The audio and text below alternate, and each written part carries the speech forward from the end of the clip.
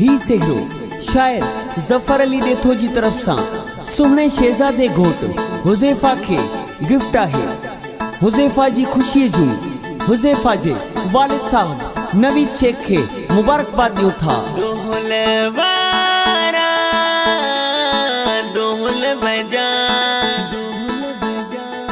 हुज़ैफा शेख जी खुशी जे आईया तू जोर सा दुहल बजा।